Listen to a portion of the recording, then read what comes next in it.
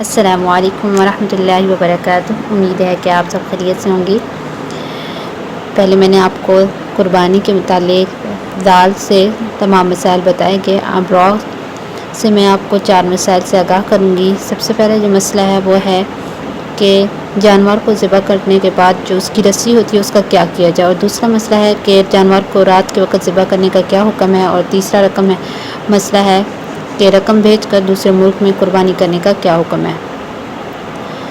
قربانی کے جانور کی رسی صدقہ کر دینا مستحب یعنی ثواب ہے، اور اگر فروخت کر دی تو اس کی قیمت صدقہ کر دینا پھر واجب اور لازم ہے، اور اگر رسی خود استعمال کرنا چاہیں تو کر سکتے ہیں، اور اگر رسی کو ہدیے میں دینا چاہیں تو بھی دے سکتے ہیں۔ رات کو ذبح کرنے کا کیا حکم ہے؟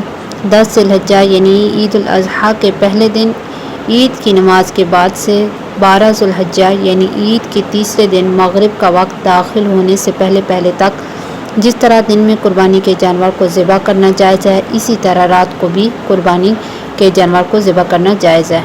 رقم بھیج کر دوسرے ملک میں قربانی کرنے کا کیا حکم ہے؟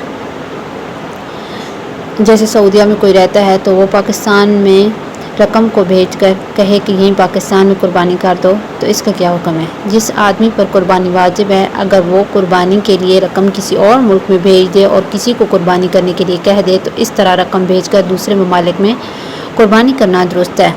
شرعاً اس میں کوئی قباحت نہیں، البتہ اتنی بات ضروری ہے کہ قربانی دونوں ممالک کے مشترکہ ایام میں ہو، یعنی جس دن قربانی کی جائے گی وہ دن دونوں ممالک میں قربانی کا مشترکہ دن ہو، ورنہ قربانی درست نہیں ہوگی۔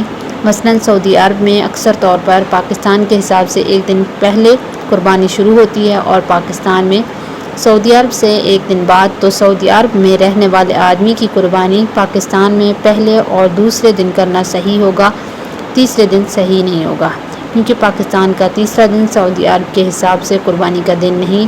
اسی طرح اگر پاکستان میں رہنے والے آدمی کی قربانی سعودی عرب میں کی جا رہی ہے، سعودی عرب کے پہلے دن میں پاکستان کے آدمی کا قربانی کرنا یہ صحیح نہیں ہوگا، کیونکہ یہ دن پاکستان کے حساب سے پاکستان میں رہنے والوں کے لیے قربانی کا دن نہیں ہے، لہٰذا دوسرے اور تیسرے دن میں قربانی کی جائے گی۔ السلام علیکم۔